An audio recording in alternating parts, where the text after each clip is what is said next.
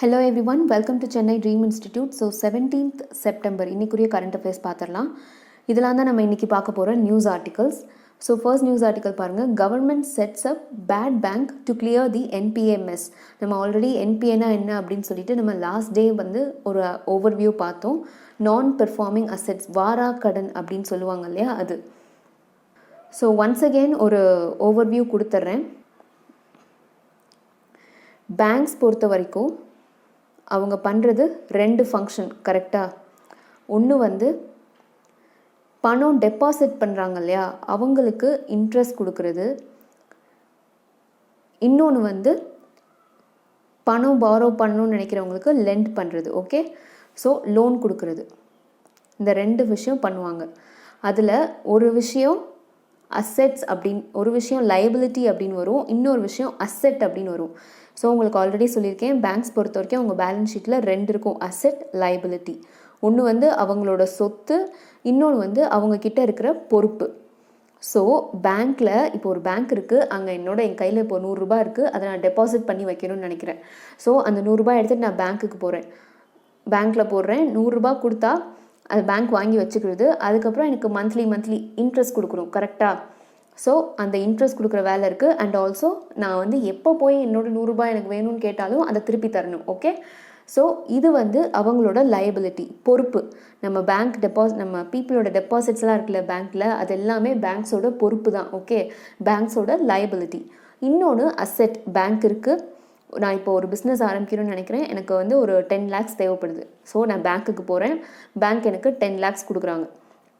So அது வந்து bank எனக்கு லோன், கடனாக தராங்க. ஓகே, இப்போ அவங்களுக்கு நான் மாதம் இன்ட்ரெஸ்ட் கட்டணும். அண்ட் ஆல்சோ அந்த என்டையர் அமௌண்ட்டை திருப்பி கொடுக்கணும். ஒரு பர்டிகுலர் பாயிண்ட் ஆஃப் டைமில் அந்த என்டையர் அமௌண்ட்டை திருப்பி கொடுக்கணும். ஸோ இது வந்து பேங்க்கோட அசெட், சொத்து. ஓகே, ஸோ பேங்க் வந்து டெபாசிட் மட்டுமே வாங்கி வச்சுட்டு பீப்புளுக்கு இன்ட்ரெஸ்ட் மட்டுமே கொடுத்துட்டு இருந்தால் பேங்க் எப்படி ப்ராஃபிட் பார்க்கும்?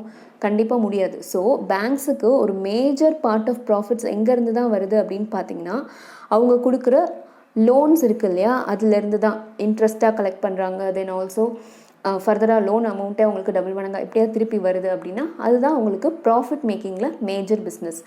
ஸோ சப்போஸ் இப்போ ஒரு கம்பெனி வந்து ஒரு மேஜர் சங்க் ஆஃப் அமௌண்ட், ஒரு 1000 crore லோன் வாங்கியிருக்காங்கன்னு வச்சுக்கோங்களேன், ஒரு பெரிய பிஸ்னஸ். ஓகே, ஃபர்தராக அவங்க பிஸ்னஸ் டெவலப் பண்ணுறதுக்கு, இல்லைனா நியூவாக ஒரு வெஞ்சர் ஸ்டார்ட் பண்ணுறதுக்கு அப்படின்னு சொல்லிட்டு ஒரு பேங்க்லேருந்து லோன் வாங்கியிருக்காங்க. ஆனால் அவங்க இன்ட்ரெஸ்ட்டும் கட்டலை, இல்லை அவங்க என்டையர் அந்த மொத்த தொகையும் திருப்பி தர்றதுக்கான எந்த விதமான ஒரு அறிகுறியுமே இல்லை. அப்படின்னா அந்த பேங்க்குக்கு என்ன ஆகும்? அது லாஸ் தானே. ஸோ அதுதான் நான் பெர்ஃபார்மிங் அசெட் அப்படின்னு சொல்லுவோம், வாரா கடன் தமிழில்.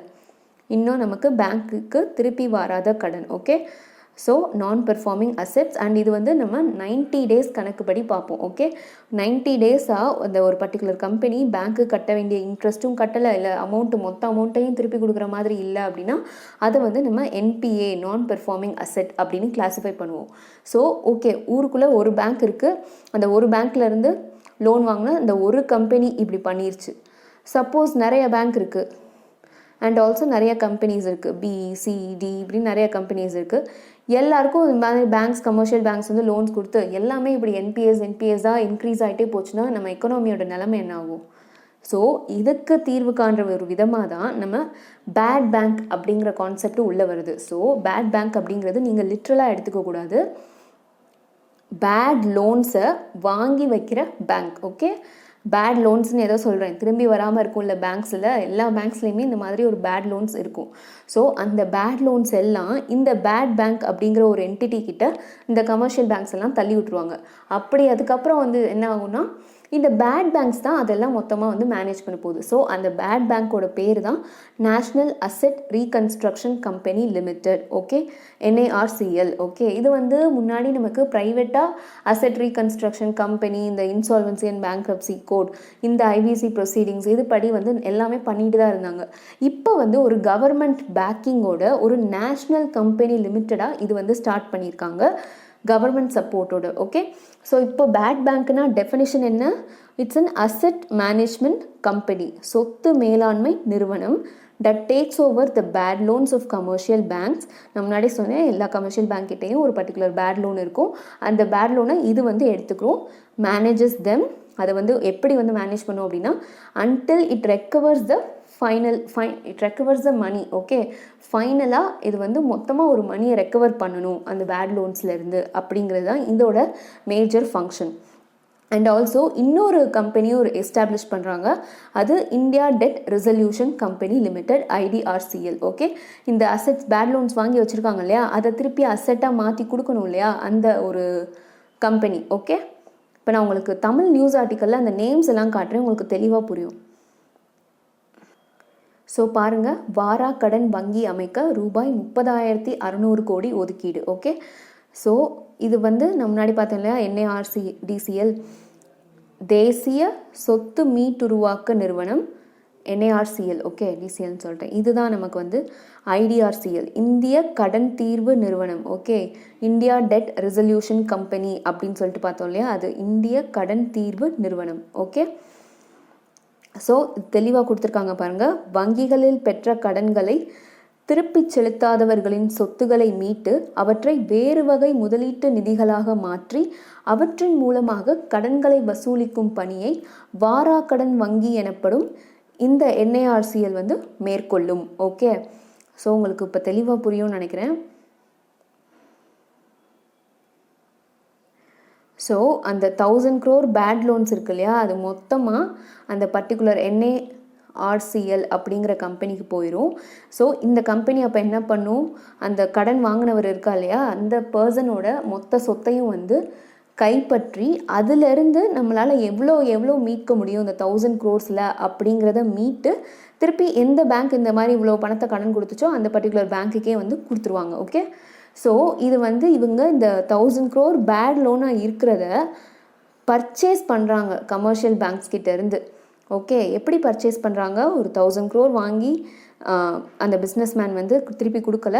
ஸோ இப்போ இந்த 1000 crore வந்து அந்த பர்டிகுலர் கமர்ஷியல் பேங்க்கோட பேலன்ஸ் ஷீட்டில் வந்து இடிக்குது, அசட் லைபிலிட்டி மிஸ்மேட்ச் ஆகுது. ஓகே, ஸோ அப்போ என்ன பண்ணுவாங்க இந்த NARCL, ஓகேப்பா அவங்கக்கிட்ட இந்த 1000 crore பேட் லோனாக இருக்கா, இதை நான் வாங்கிக்கிறேன். ஓகே, ஸோ இதை வந்து இவங்க வாங்குறாங்க அண்ட் 15% கேஷாக திருப்பி கொடுத்துருவாங்க இவங்க. ஏன்னா இந்த 15% இவங்களுக்கு இந்த எந்த மணி வரும்னா, நம்ம கவர்மெண்ட் இப்போ இன்வெஸ்ட் பண்ணியிருக்கு இல்லையா கேரண்டீடு மணி இது. ஸோ இந்த 30,600 crore இருந்து 15% கேஷை கொடுத்து இந்த 1000 crore பேட் லோன் வந்து வாங்குவாங்க. ஓகே, அப்போ மீதி 85% எப்போ கொடுப்பாங்க அப்படின்னா, இதை மொத்தமாக வந்து மீட்கிறாங்க இல்லையா அந்த பர்டிகுலர் கம்பெனிகிட்டேருந்து, பிஸ்னஸ் வெஞ்சர் அந்த பிஸ்னஸ் பர்சன் கிட்டேருந்து, அதுக்கப்புறம் திருப்பி கொடுப்பாங்க. ஸோ அது வரைக்கும் இந்த 85%க்கு செக்யூரிட்டி ரெசீட் மாதிரி இந்த பேங்க் கையில் கொடுத்துருவாங்க. ஸோ 15%க்குரிய கேஷ் அவங்க கையில் கொடுத்துட்டு ப்ளஸ் 85%க்குரிய செக்யூரிட்டி ரெசீட் அவங்க கையில் கொடுத்துட்டு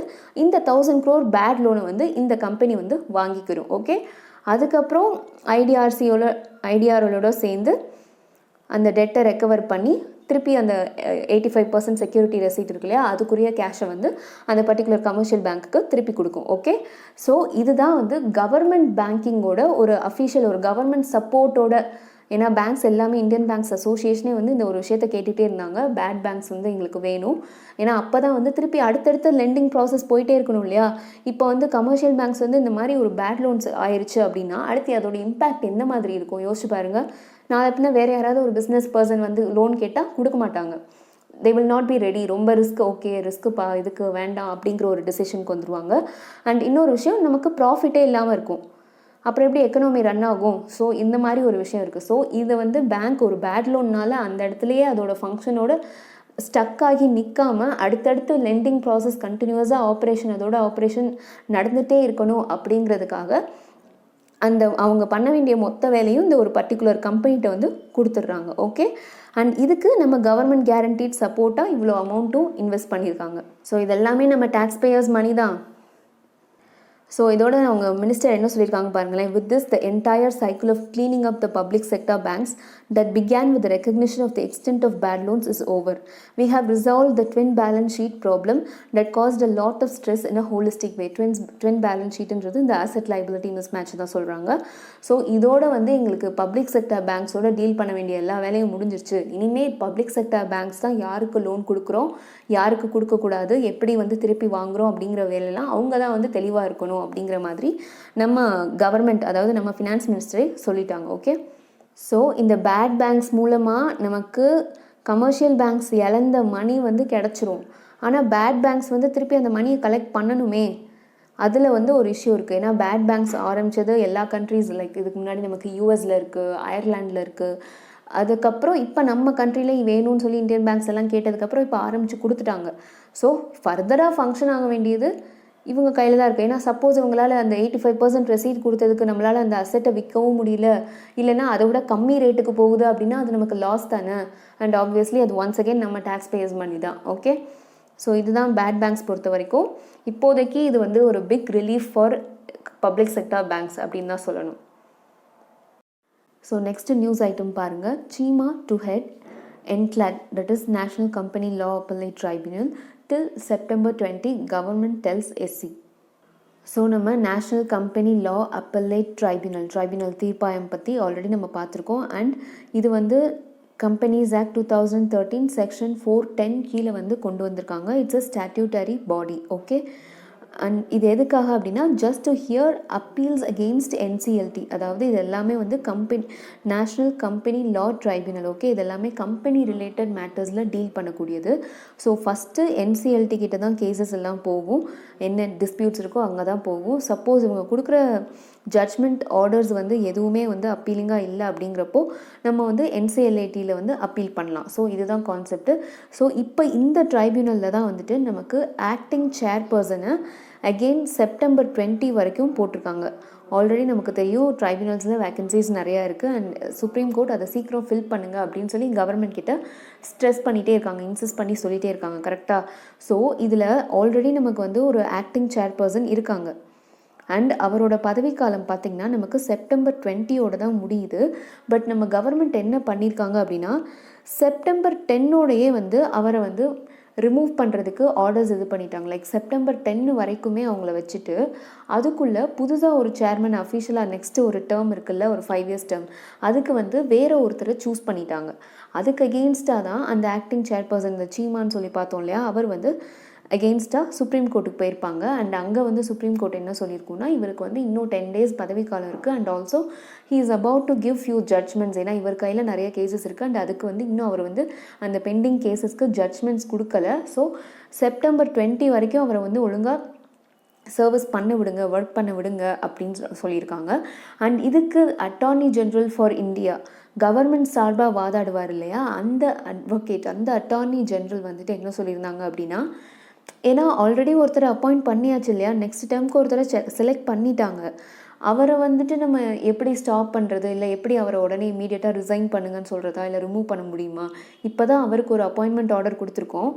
அந்த டைமில் வந்துட்டு நம்ம இந்த ஒரு 10 daysக்காக வந்துட்டு அவரை ரிமூவ் பண்ண முடியாதுல்ல. ஸோ என்ன சொல்லியிருக்காங்க அட்டார்னி ஜென்ரல் அப்படின்னா, இந்த கவர்மெண்ட் கிட்ட நான் பேசிட்டேன். ஸோ இந்த 10 days வந்துட்டு அந்த புதுசாக அப்பாயிண்ட் பண்ணி நெக்ஸ்ட் டேர்ம் எடுத்துக்க போகிறவர் வந்து லீவில் இருக்கட்டும், அது வரைக்கும் இவர் வந்து சர்வ் பண்ணட்டும், இவரோட அந்த ஜட்ஜ்மெண்ட்ஸ் எல்லாமே முடிச்சிடட்டும் அப்படின்னு சொல்லி அட்டார்னி ஜெனரல் வந்து நமக்கு சுப்ரீம் கோர்ட்டில் பதிலுக்கு ஆன்சர் பண்ணியிருக்காங்க. அண்ட் ஆல்சோ சுப்ரீம் கோர்ட்டும் ஓகே இது கொஞ்சம் அக்செப்டபுளாக இருக்குது, அட்டார்னி ஜெனரல் ஃபைனலி இதுக்கு ஒரு சொல்யூஷன் கண்டுபிடிச்சிட்டிங்க அப்படின்னு சொல்லியிருந்தாங்க. ஸோ NCLATயில் புதுசாக ஒரு பர்சன் அப்பாயிண்ட் பண்ண போகிறாங்க. அப்பாயிண்ட் பண்ணுறதுக்கு வந்து முன்னாடி இந்த பர்சனோட பீரியட் வந்து முடியட்டும் அப்படின்னு சொல்லி இவங்களை சர்வ் பண்ணுறதுக்கு விட்டுறாங்க. ஓகே, ஸோ இதில் வந்து நம்ம எதை மேஜராக பார்க்க போகிறோம்னா NCLAT பற்றி விட்டுருங்க, அட்டார்னி ஜென்ரல் ஃபார் இந்தியா அவரோட ரோலை நம்ம மேஜராக பார்க்க போகிறோம். Okay, so article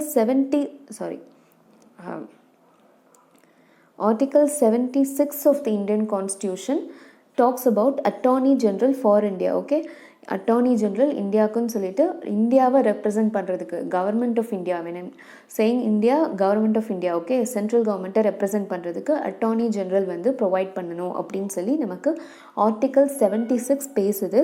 and he or she is the highest law officer in the country. Okay so highest law officer நமக்கு அட்டார்னி ஜெனரல் ஃபார் இந்தியா தான். ஏன்னா அவருக்கு வந்து he is capable to lead like Supreme Court ஜட்ஜாக இருக்கவே இவருக்கு வந்து eligible தான். ஓகே ஸோ அப்படி ஒரு பர்சன் தான் நமக்கு கவர்மெண்ட் ஆஃப் இந்தியா சார்பாக அட்டார்னி ஜெனரல் ஃபார் இந்தியாவாக ப்ரமோட் பண்ணுவாங்க.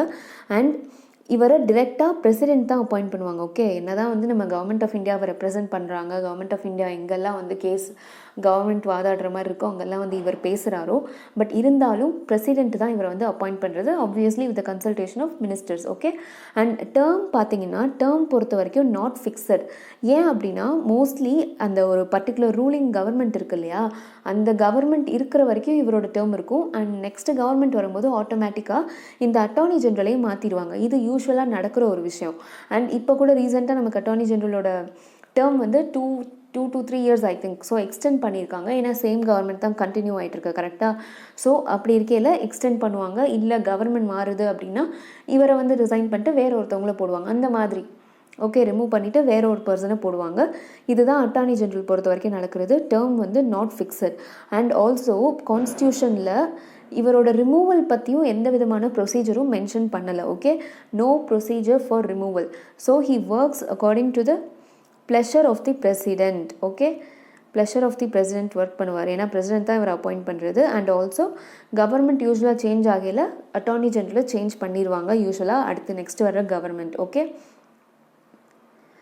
ஸோ இவரோட டியூட்டிஸ் என்ன, ஃபங்க்ஷன்ஸ் என்ன அப்படின்னு பாருங்கள். To give legal advice to the government of India. அதாவது கவர்மெண்ட் ஆஃப் இந்தியா ஏதாவது லீகல் மேட்டர்ஸில் இன்வால்வ் ஆகியிருக்கு அப்படின்னா அதுக்கு இந்த மாதிரி லீகல் அட்வைஸ் கொடுக்கறது இந்த அட்டார்னி ஜெனரலோட one of the duties. And also to appear on behalf of the government of India in SC. So இப்போ நம்ம பார்த்தோம் இல்லையா ட்ரைபியூனல் எக்ஸாம்பிள், பெஸ்ட் எக்ஸாம்பிள் அதுதான். இப்போ ட்ரைபியூனல் வந்துட்டு இந்த மாதிரி வேகன்சி இருக்குது, ஏன் சேர்பர்சன் மாற்றுறீங்க அப்படின்னு சுப்ரீம் கோர்ட் கொஸ்டின் பண்ணுது சென்ட்ரல் கவர்மெண்ட்டை.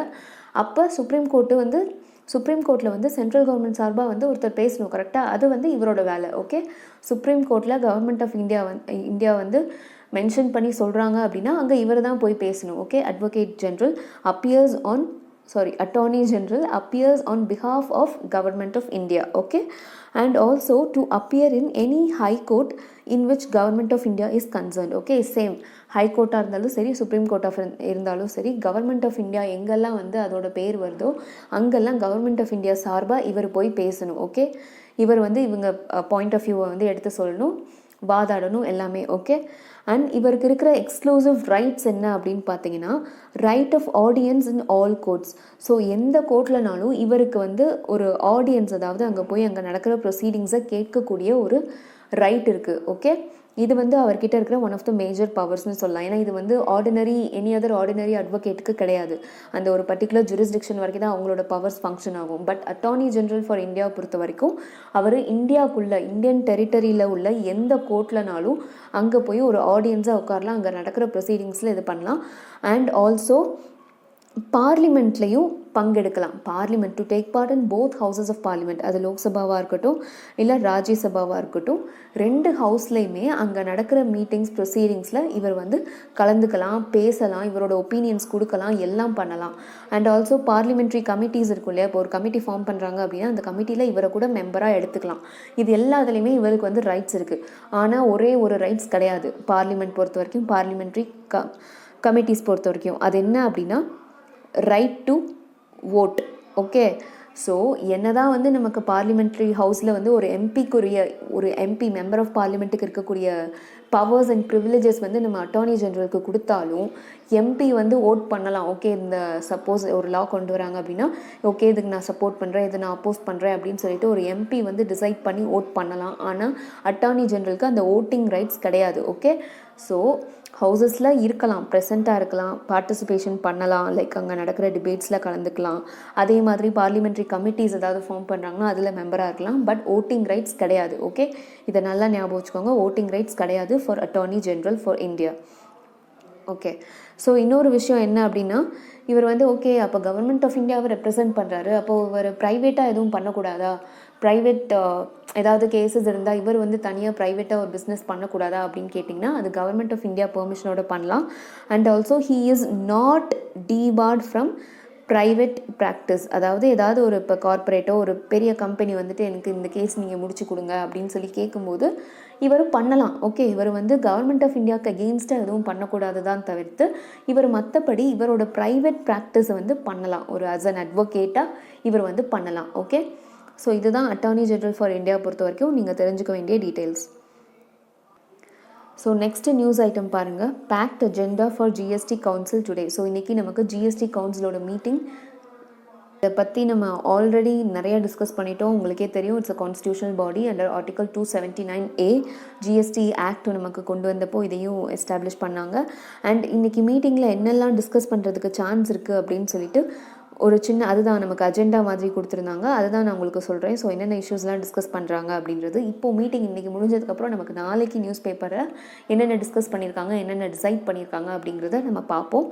So extension of tax relief granted for COVID-19 related essentials. அதாவது நமக்கு COVID-19 ரிலேட்டட் எசென்ஷியல்ஸ் லைக் வென்டிலேட்டராக இருக்கட்டும், இந்த மாதிரி நிறைய எக்யூப்மெண்ட்ஸ் இம்போர்ட் பண்ணுறாங்க இல்லையா, அந்த இம்போர்ட்டிங்க்கு டேக்ஸ் வந்து நமக்கு டேக்ஸ் ரிலீஃப் கிராண்ட் பண்ணியிருந்தாங்க கவர்மெண்ட்டு.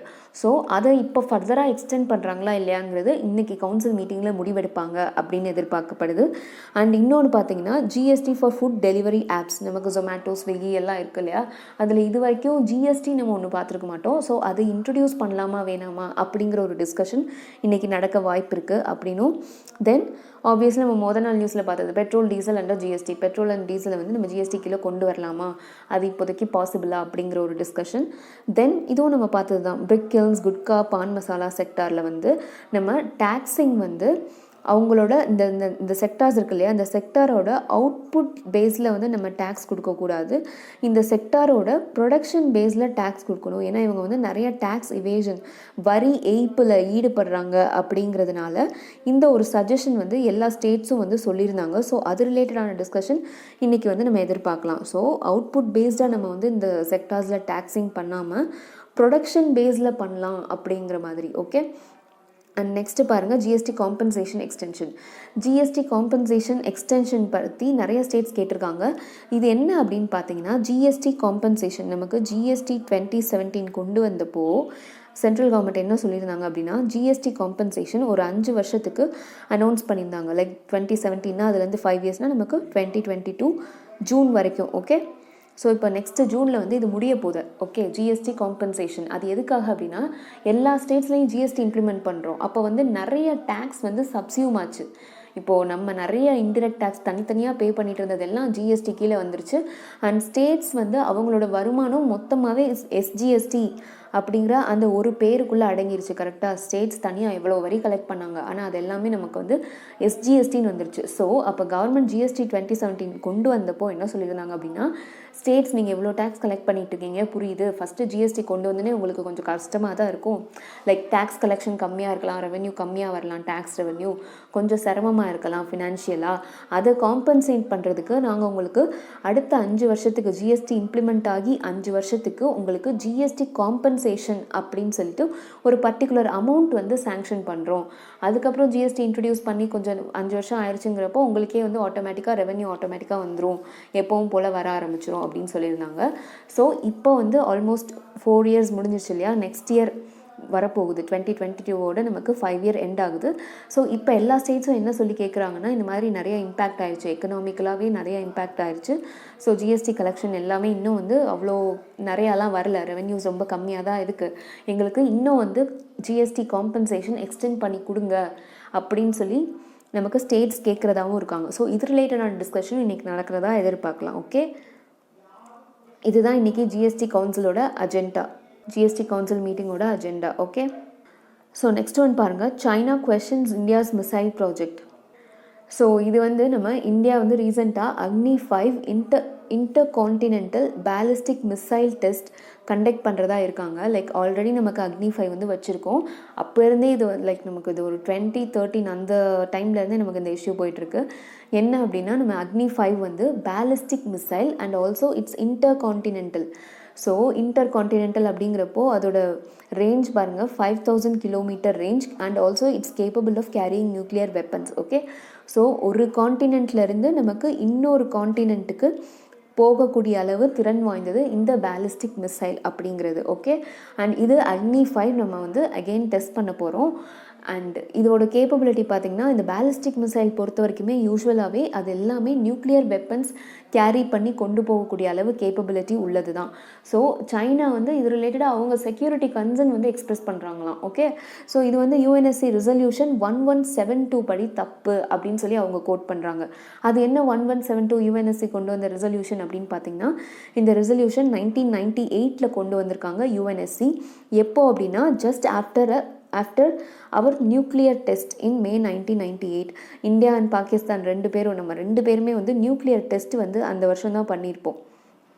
ஸோ நியூக்ளியர் டெஸ்ட் பண்ணியிருப்போம். இதை வந்து இமீடியட்டாக ஸ்டாப் பண்ணணும், நம்ம நியூக்ளியர் வெப்பன்ஸ் எதுவும் தயார் பண்ணக்கூடாது, ஃபர்தர் டெவலப்மெண்ட்ஸ் இது ரிலேட்டடாக ரெண்டு கண்ட்ரியுமே பண்ணக்கூடாது அப்படிங்கிறத வலியுறுத்தி இந்த யூஎன்எஸ்சி ரெசல்யூஷன் 1172 அந்த வருஷமே கொண்டு வந்தாங்க. Okay, United nation security council இந்த 1172 ரெசல்யூஷன் அன்னைக்கு அந்த வருஷமே கொண்டு வந்திருக்காங்க. அது வந்து to cap nuclear weapons programme and cease all fissile materials production. So இதெல்லாமே இந்த நியூக்ளியர் வெப்பன்ஸ் ரிலேட்டட் ப்ரோக்ராம் எதுவுமே நீங்கள் ஃபர்தராக கண்டினியூ பண்ணாதீங்க அப்படிங்கிறத வலியுறுத்தி இது கொண்டு வந்தாங்க. ஆனால் இது பொறுத்த வரைக்கும் என்ன ஒரு விஷயம் அப்படின்னா இது வந்து இட்ஸ் நாட் பைண்டிங், நமக்கு வந்து லைக் இதை பண்ணியே ஆகணும் அப்படிங்கிற ஒரு கட்டாயம்லாம் கிடையாது. ஓகே, அதுதான் இட்ஸ் நாட் பைண்டிங். அண்ட் நம்ம வந்து அக்னி 5 inter continental ballistic missile test இன்னும் அகெயின் மறுபடியும் பண்ண போகிறோம். ஓகே, அண்ட் இது வந்து மோஸ்ட்லி நம்மளோட ஸ்ட்ராட்டஜிக் அட்டானமி சம்மந்தப்பட்ட விஷயம், நம்ம செக்யூரிட்டி பர்பஸ்க்காக பண்ணுறது. அண்ட் சைனா வந்து நம்மளை அக்யூஸ் பண்ணுற அளவுக்கு நம்ம அவங்கள விட வந்து ஒன்றும் லைக் ரொம்ப பெரிய டேஞ்சரஸ் திங் எதுவும் பண்ணலை. இன்ஃபேக்ட் சைனா வந்து பாகிஸ்தான் வந்து நியூக்ளியர் வெப்பன்ஸ் அக்வயர் பண்ணுறதுக்கான எல்லா விதத்துலேயும் வந்து சைனா பாகிஸ்தானுக்கு ஹெல்ப்ஃபுல்லாக பண்ணிகிட்ருக்காங்க. பட் அவங்க நம்மளை வந்து இப்போ சொல்கிறாங்க நம்ம வந்து ரொம்ப லைஃப் த்ரெட்டனிங் ஒரு விஷயம் பண்ணிகிட்ருக்கோம் அகெயின்ஸ்ட் யுஎன்எஸ்சி ரெசல்யூஷன் 1172 அப்படின்னு சொல்லிகிட்ருக்காங்க. ஓகே, பட் இது ரிலேட்டடாக இந்தியா பதிலுக்கு எதுவும் சொல்லலை, எந்த விதமான கமெண்ட்ஸும் கொடுக்கல. ஸோ இனிமேல் பார்க்கலாம் இந்தியா எப்படி ரெஸ்பாண்ட் பண்ணுது அப்படின்னு. ஸோ நெக்ஸ்ட் நியூஸ் ஐட்டம் பாருங்கள், இன்ஃப்ளேஷன் ஷிஃப்டிங் டவுன் மோர் தென் ஆன்டிசிபேட்டட். ஸோ இன்ஃப்ளேஷன் அப்படின்னா நமக்கு தமிழில் தெரியும் பணவீக்கம். அடிக்கடி நம்ம நியூஸ் பேப்பரில் பணவீக்கம் ஏறுது, பணவீக்கம் குறையுது, இப்படியெல்லாம் கேள்விப்பட்டிருப்போம் கரெக்டாக. ஸோ இது டெஃபினிஷனாக பாருங்கள், ரேட்னா உங்களுக்கு பர்சன்டேஜ் சம்மந்தப்பட்ட விஷயம். Okay, rate at which the general level of prices of goods and services rises. Okay, general level of prices of goods and services, பொதுவாக எல்லா குட்ஸ் அண்ட் சர்வீசஸுடைய விலையும் உயர்றது. ஓகே, உயர்றது ஆர் குறையிறது, இந்த பர்சன்டேஜ் இருக்கு இல்லையா, இதுதான் நம்ம இன்ஃப்ளேஷன் அப்படின்னு சொல்லுவோம். அண்ட் யூஸ்வலாக இந்த இன்ஃப்ளேஷன் ஹையாக இருக்குது அப்படிங்கிற டைமில் என்ன ஆகும் அப்படின்னா ஒரு பர்டிகுலர் கண்ட்ரியோட அந்த சிட்டிசன்ஸ் வச்சுருக்காங்க இல்லையா அந்த கரன்சியோட பர்ச்சேசிங் பவர் வந்து குறையும். இப்போ நான் 100 ரூபாய் வச்சுருக்கேன், இப்போ நான் வந்து வெளியே போகிறேன், ஒரு ஷாப்பிங் போகிறேன் அப்படின்னா அந்த 100 ரூபாய்க்கு நான் வந்து வெஜிடபிள்ஸ் வாங்குகிறேன், அது போக எனக்கு ஓகே ஒரு சாக்லேட் வாங்குகிறேன், அது போக சரி மிச்சம் ஒரு 50 ரூபீஸ் இருக்குன்னு வைங்களேன், அந்த 50 ரூபீஸ்க்கு இப்போ ஒரு 1/2 லிட்டர் பெட்ரோல் போடுறேன், இந்த மாதிரி கிடைக்கும் கரெக்டாக. சப்போஸ் இதே ஒரு பாஸ்ட்லேயோ இல்லை ஃப்யூச்சர்லேயோ நினச்சி பாருங்கள், அந்த 100 ரூபாய்க்கு இப்போ நான் வாங்கின பொருள் அதே வாங்க முடியுமா ஃப்யூச்சரில்? ஸோ இதுதான் வந்துட்டு நமக்கு rate at which the general level of prices increases and also purchasing power. So அப்போ என்னோட 100 ரூபாவோட பர்ச்சேசிங் பவர் என்ன ஆயிடுச்சு, கம்மியாயிருச்சு. ஃப்யூச்சரில் நான் வந்து ப்ரைஸஸ்லாம் ரைஸ் ஆகும்போது இதே 100 ரூபாயை வச்சு நான் முன்னாடி வாங்கின பொருளை வந்து அப்போ வாங்க முடியாது. ஸோ இதுதான் purchasing power of a currency decreases during inflation அப்படின்னு சொல்கிறோம். ஓகே, அண்ட் இப்போ என்ன சொல்லியிருக்காங்க, நான் நியூஸ் ஐட்டம் என்ன சொன்னேன், இன்ஃப்ளேஷன் வந்து குறைஞ்சிட்டு வருது. லைக் ஓவராலாக வந்து முன்னாடி எல்லா ப்ரைஸும் ரைஸில் இருந்துச்சு, இப்போ வந்து எல்லா ப்ரைஸும் டிக்ளைன் ஆகுது அப்படின்னு சொல்லிட்டு நமக்கு ஆர்பிஐ அஃபிஷியல் ஒருத்தர் சொல்லியிருக்காரு. அவர் என்னென்ன ப்ரைஸ்லாம் மென்ஷன் பண்ணியிருக்காரு பாருங்கள். சீரியல்ஸ் ப்ரைஸஸ் குறைஞ்சிருச்சு, தென் பல்சஸ் லைக் பருப்பு வகைகள் இதெல்லாம் ப்ரைஸஸ் குறைஞ்சிருச்சு, then edible oils cooking oils prices குறைஞ்சிட்டு வருது, தென் வெஜிடபிள்ஸும் லைக் பொட்டேட்டோஸ் டொமேட்டோஸ் இந்த மாதிரி இதோட ப்ரைஸஸ் எல்லாமே குறைஞ்சிட்டு வருது. ஸோ இன்ஃப்ளேஷன் வந்து நார்மலைஸ் ஆயிரும் சீக்கிரம் அப்படின்ற மாதிரி அவர் சொல்லியிருக்காரு.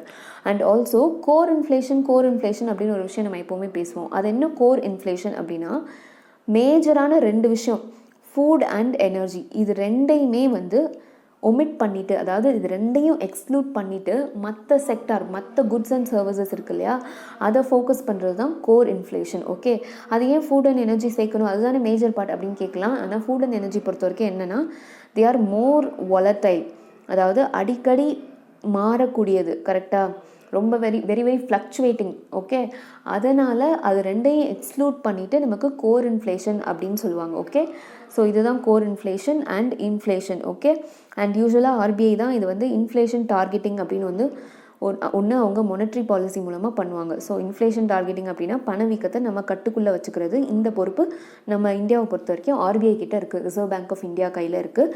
இன்ஃப்ளேஷன் டார்கெட்டிங் இந்தியாவை பொறுத்த வரைக்கும் 4 to 6% மெயின்டைன் பண்ணும். சாரி, ஐ மீன்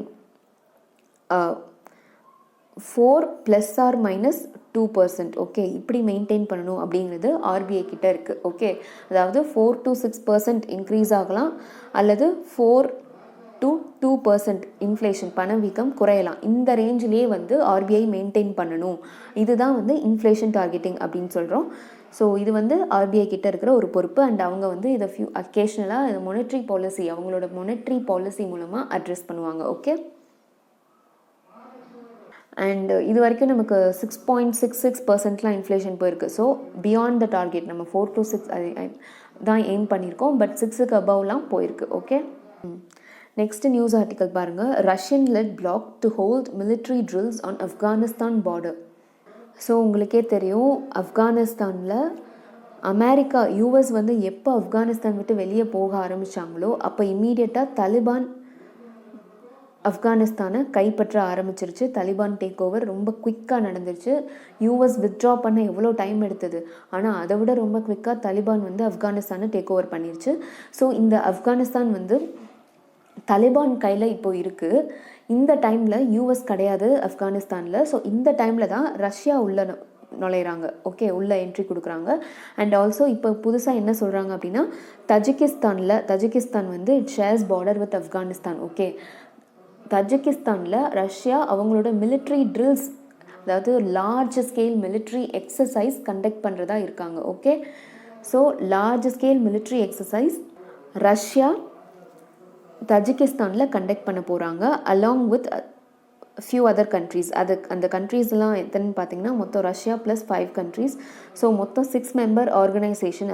அதுக்கு பேர் collective security treaty organisation, CSTO அப்படின்னு சொல்லுவோம். ஓகே, இது எப்போ ஃபார்ம் பண்ணியிருக்காங்க அப்படின்னா 1992. ஓகே, இது வந்து inter governmental military alliance. So பாருங்கள், மிலிட்ரி அலையன்ஸ். ஓகே, ஸோ இந்த மிலிட்ரி அலையன்ஸ், இந்த 6 கண்ட்ரீஸ் தான் சேர்ந்து இப்போது தஜிகிஸ்தானில் ஒரு பெரிய மிலிட்ரி எக்ஸசைஸ் கண்டக்ட் பண்ண போகிறாங்க.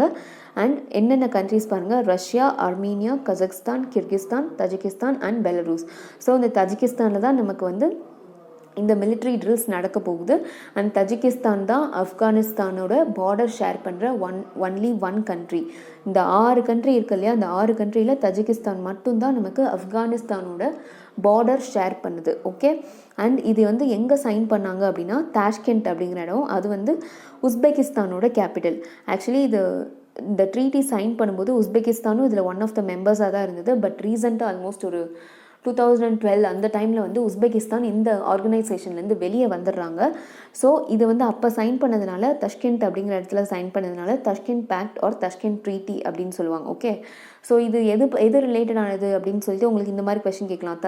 தஷ்கெண்ட் pact or Tashkent treaty is related to அப்படிங்கிற மாதிரி. ஸோ அப்போ வந்து it's a Russian led security bloc consisting of these many countries. Okay, இது உங்களுக்கு தெரிஞ்சிருக்கணும். So that's it for today guys. Thank you so much for watching. See you tomorrow.